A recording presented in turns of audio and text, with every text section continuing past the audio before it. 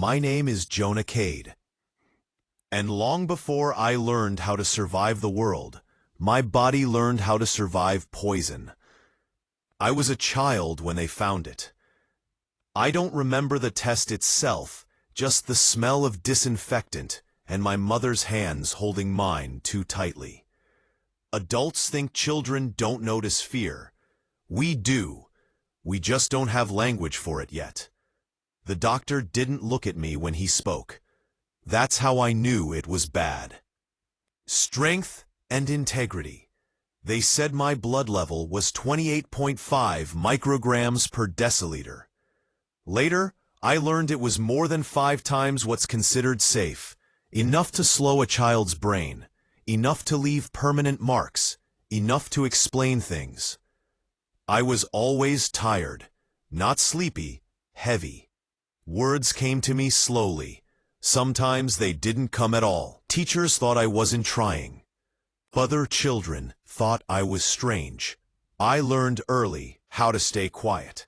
Quiet children are rarely punished.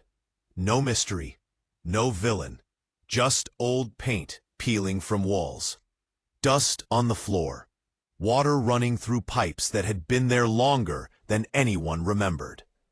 Poison doesn't need intention. It just needs time. They gave me supplements, changed my diet, told my parents what to remove, what to clean, what to avoid. They never said cure. They said manage. I watched my mother scrub walls until her hands cracked. Watched my father argue with landlords who smiled and promised nothing. I watched them learn what it feels like to fight something you can't see. The poisoning didn't kill me. That's the part people focus on. What it did instead was quieter. It taught my body to function while damaged. It taught my mind to work around gaps. It taught me patience before I knew the word for it. While other children ran, I measured my energy. While they spoke, I listened. I became very good at waiting.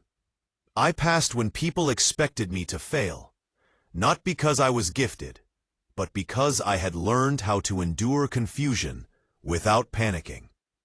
When things didn't make sense, I stayed. That skill would follow me into exam halls, war zones, prison cells, and places much worse. This was where it started. People like to imagine survival begins with dramatic moments. A storm, a gunshot, a deadline. But for me, survival began quietly, with poison moving slowly through my blood, teaching me how to adapt or disappear. By the time the world started testing me, my body had already been doing it for years. The lead eventually left my system. The effects didn't. I still lose words sometimes, still go quiet under pressure, still feel slow when others feel fast. But slowness has its uses. It lets you see things other people miss. It lets you last.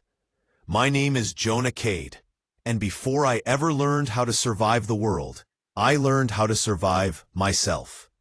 This is the lives of Jonah Kade. Subscribe to follow the journey, because every life holds a lesson, and every survival comes with a cost.